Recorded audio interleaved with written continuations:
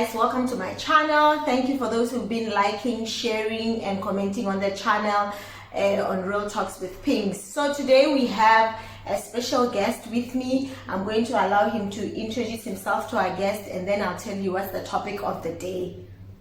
Hi everyone, I am Thabelang Makhooa and I'm originally from Lesotho and I've been living in South Africa for almost 5 years now. I'm in IT support and I'm really loving it. You've been here for 5 years? Okay, that's fine. Okay guys, so the topic of the day is challenges of moving to a foreign country for work.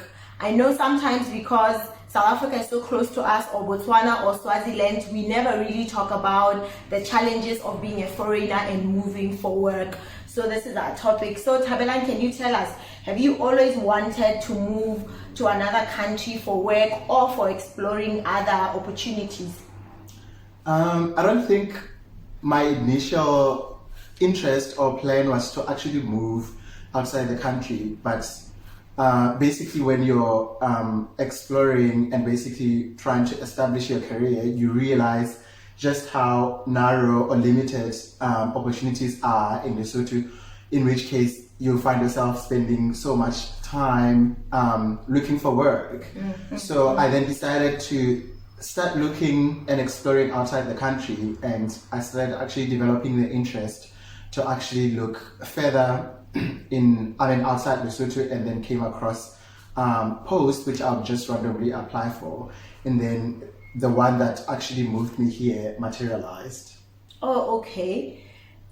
So you got a job and then you moved. Is that what happened? Yeah, so during my job search, that's when I basically just applied from seeing jobs online, mm-hmm. and then did Skype interviews, mm-hmm. and then actually ended up getting the job. Oh wow, you're so fortunate. I know so many people who are looking for jobs all over. It can be in South Africa or elsewhere, and we all know that unemployment rate is not only high in Lesotho, even in South Africa. So can you tell us if you have a special skills permit? Because usually I hear sometimes they would hire you when you're a foreigner with a special skills permit, or how did you go about it? Because even in South Africa, some people have moved, they still don't have job. So tell me, do you have like a special skills permit or something like that? I do not have a special skills permit yet. It is in the pipelines. Mm-hmm. So what I'm currently on is that at the time when I applied for the job and actually got it, it was at the height of Lesotho special permit. So I got the opportunity to apply then and actually get the permit, while as well getting the job which I started off with. Mm-hmm. So of course, like I'm saying, critical skills permit is in the pipelines, mm-hmm. but then its requirements are quite lengthy and are quite specific.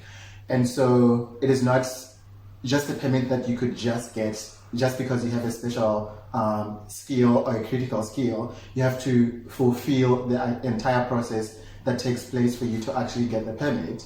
So at the moment, like I'm saying, I'm on Lesotho special permit, which is now Lesotho exemption permit, since it was renewed at the end of 2019. Mm-hmm. So I'm still working through the requirements of the critical skills permit, mm-hmm. which I will then start exploring towards the end of my current visa. Oh, okay. I know about the Lesotho special permit, and for people who are interested, they can go to the South African Home Affairs website or the VFS to find out more. But I hear that it's since been closed because now it's only it was open for renewals, and now people can't make fresh applications, because I researched about this. So sadly, they have now closed it. Yes. Okay, no, that is fine. I understand how you moved, because usually people never understand how people get jobs.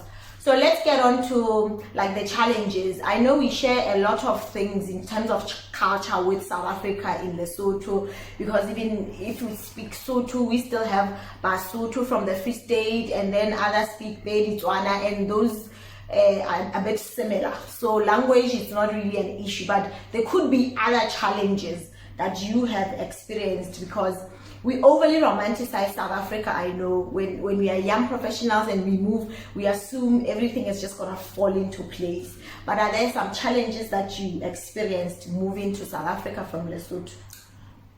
There's quite a lot.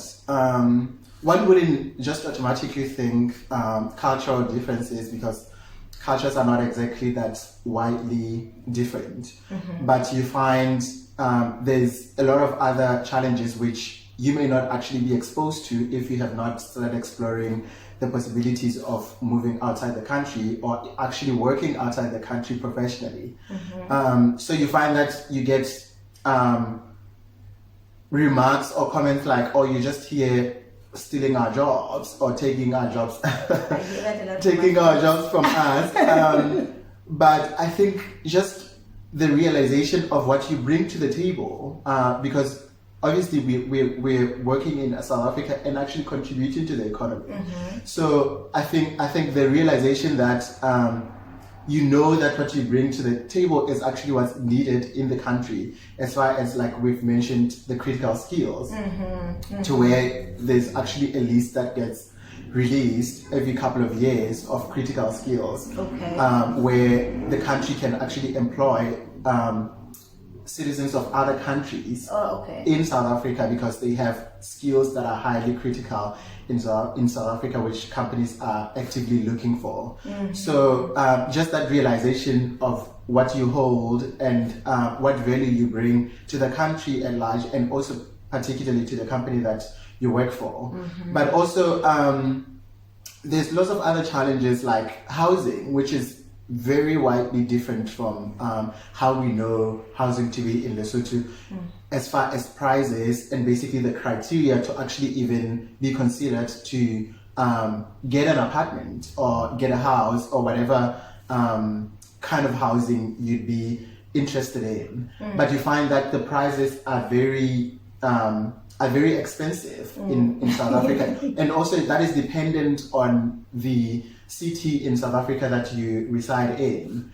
So in my case, Cape Town specifically, it is well known for expensive property rates. So the biggest challenge is basically securing an affordable enough apartment in a setup which you're actually even comfortable with, to where you actually find people in sharing conditions, because they do not even want to share in the first place, but circumstances of rental prices force us to make a different plan. I want to come in because I know a lot of people, in the case of Joburg and Cape Town, those who move to Joburg and Cape Town, because the cost of living, first of all, in South Africa is very different from Lesotho. It's very high. So when you get a job offer, how do you even know you will afford that? Because you will see that the rent is like 6,000, 7,000. So you don't even know how far you would be from where you are working. And also we know South Africa is not really safe. So how do you even know the apartment you are choosing in that area is safe? Because when you're moving here, you don't know anyone. I think research plays a very important role in figuring out the landscape of the city you're moving to, in terms of where the office is at, where you'll be staying, basically an overview of rental prices around the area which you'd be interested in. And also you wouldn't even know the area you're supposed to be interested in relative to your workplace. So it is essential that we really utilize the internet to our advantage, where you basically look up where the office is at and look at areas or at places in that area, and check your affordability in terms of what is the range in terms of rent in this specific area, and would I be able to afford it? And sometimes you find areas are really expensive and your office is actually in the middle of an area which has places you cannot even afford. So it's also essential to look outside the vicinity of the office to other areas, but then also look into how easy transportation is from where you'd be staying to the office, and also you want social life, so check such things. Check reviews online.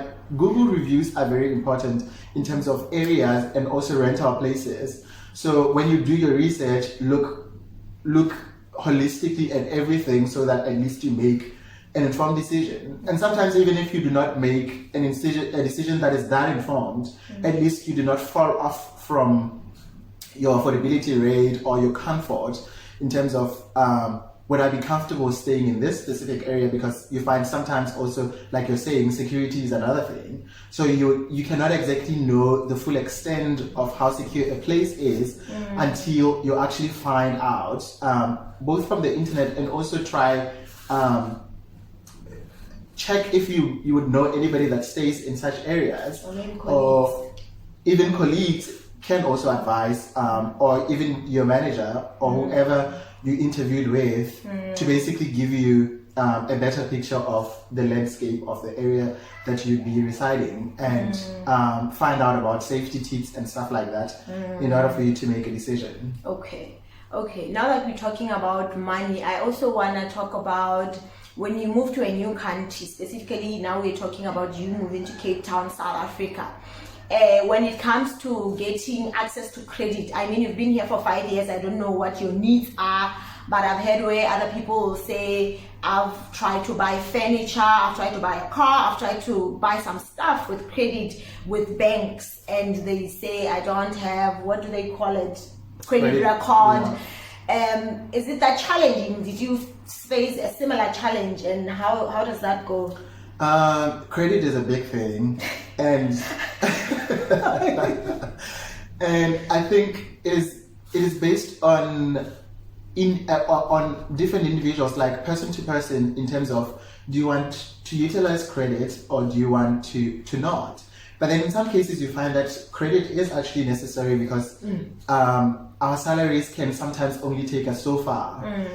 And also sometimes you need credit for like very specific things which you wouldn't otherwise afford even if you save.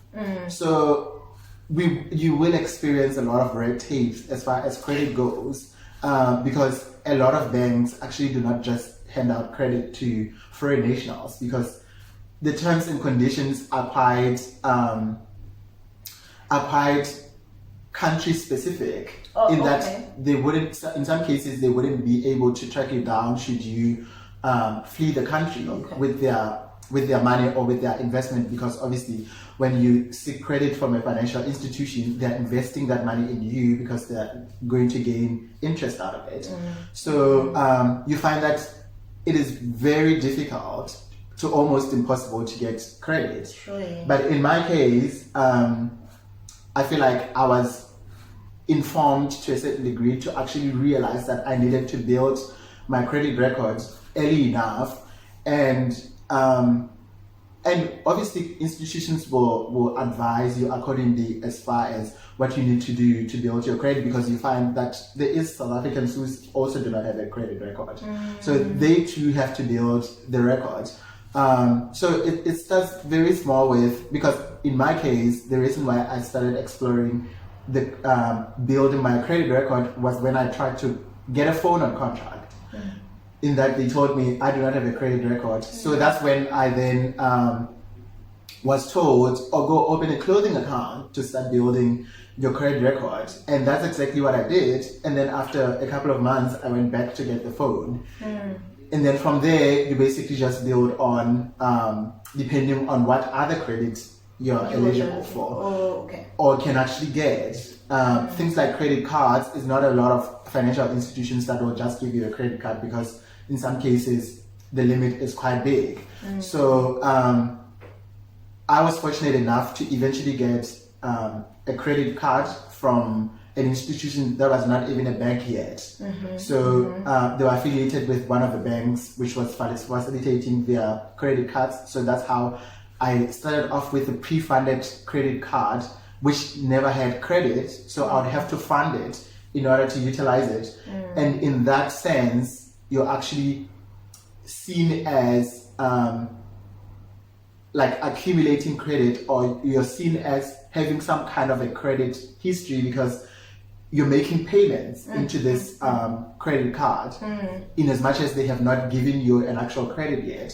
So eventually they do give you credit, but it's not a lot of institutions or bank that are prepared to start you down from pre-funding it to a point where you actually get credit. But researching and actually spending time to find information, you will realize that there's always a way around certain measures that are placed against us as foreign nationals. But eventually you realize that things start loosening up as long as, or as far as you actually make such effort in actually building your credit. I think I forgot to ask a very important question when we started. So before we close, I want to ask it. Did you necessarily study in South Africa, or you studied in Lesotho? Also, that's another thing, that I studied in Lesotho actually. Oh, okay. For tertiary. And then I only moved to South Africa for a job, not from school, then transitioned into jobs. But you find that in some cases, actually, for people that studied in SA, it is far easier because you get to have a bit more experience and interact with the culture, interact with a lot of people that could actually act as your connections into getting employment later on in the future, or actually even using some of the professionals you find in your university or school that could actually help you with opportunities as far as, or as long as they arise. But for me, I literally just moved here because I got the job that I had applied for. So it's quite different circumstances. So my experience is also maybe based on how I moved here, to where you'd find if somebody moves under different circumstances, their reality might be different. So it is actually based on personal experience. Your story is quite interesting. That's why I particularly wanted you to say that, because we are used to people who come to study and then get jobs later, who are now used to the landscape. But with you, you studied in Lesotho, and then you only applied for jobs like anyone would, and you just moved. So lastly, what could you say to other Basotho who are still looking to explore moving to South Africa or any other place, but they are feeling a bit depressed? I mean, we migrate for different reasons, obviously. Some for work, some because their partners move, they are moving with them, some for school, like it's a different things. But in this case, for work, because so many people are unemployed, what would you say? Because I know some have given up on the dream and they feel like it's not possible to get a job in South Africa. I would say do consider it, although I'm not in any way encouraging people to immigrate. And this is no way encouraging anyone to move to South Africa if you don't want to. But I believe there is a huge significance or importance in exploring and basically exploring opportunities, because you find exploring just opens your mind. It also opens you up to a lot more opportunities, which you might find your destination may actually not be in South Africa. You find that South Africa was a gateway to actually get you to another country or overseas, because when you realize that you actually get exposed to corporations or companies that are actually global, you start to appeal to the global market. True. Platforms like LinkedIn, you find that you start getting traction from London, you start getting traction from like a lot of other countries outside. Please touch on LinkedIn. A lot of my friends say they don't need to use LinkedIn. Companies in Lesotho don't use LinkedIn. And like I said, please touch on LinkedIn. I know we are running out of time, but this is so important, because I don't think it's all of us who will be in Lesotho. Yes, LinkedIn is very important, and I actually got mind blown to realize just how many celebrities or people outside, like overseas or outside the country, how many people we follow on our social platforms, so like Twitter, Instagram, or Facebook, we're so in touch with people's lives outside the country, but we're not utilizing the platform that will actually catapult your career to greater heights, which is LinkedIn. So I take it very seriously. And it has actually literally changed my life, because you get to realize that you can literally get headhunted quite frequently, just because you put your professional career or your professional history out there, and people are able to browse through it and actually identify that, oh, we actually have a suitable post for you. Would you be interested? In some cases, you're not interested. You basically just turn them down. But in some cases, you realize that, oh wow, I'm actually appealing to a lot of other companies, and they actually have even greater opportunities than I currently have. So LinkedIn is quite important, and it is true not a lot of companies are utilizing it in Lesotho, but I would still encourage people to keep their profiles updated, especially if they're interested in exploring outside the country, or they're interested in getting jobs elsewhere. But just be ready and put yourself out there, and you just never know what could actually fall on your lap and be the biggest break of your career. Lastly, I know in Lesotho we are one people, so sometimes we struggle to blend in when we find diversity. You live in Cape Town and it's very diverse. Did you struggle with diversity, or have you ever been discriminated in any way just because you were a foreigner? I take diversity very seriously, and I feel like I never did before.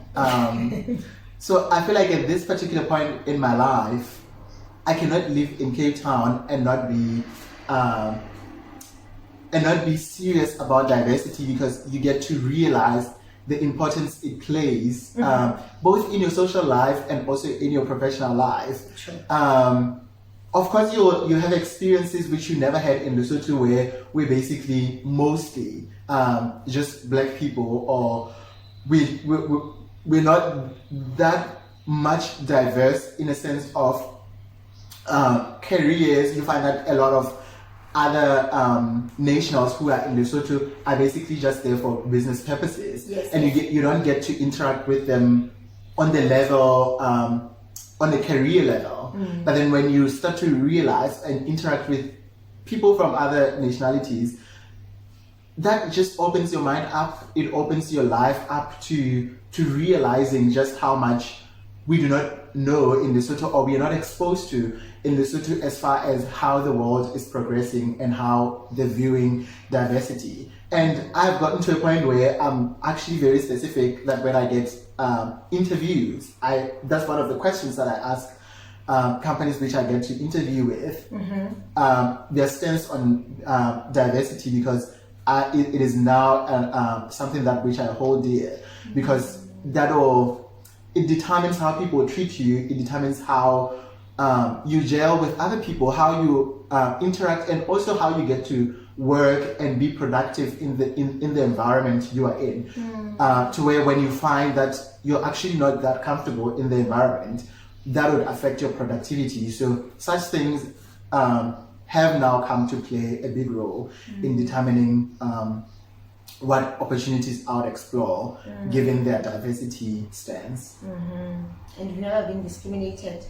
I don't feel like I've had a direct discrimination encounter where I really have felt that this person treated me this way based on who I am. But I do see it play out in so many scenarios or in so many settings, to where I'm actually sensitive now to realize, or I'm a bit more aware when it occurs, or when it happens, or when there's subliminals that are actually racially undertoned. So I think it is important to open ourselves up to these conversations and these realizations, so that we don't get to new places and all of a sudden we are shocked and we cannot thrive, because just one thing is such a huge hindrance and we never get to explore it. Okay, thank you so much. We will get shocked.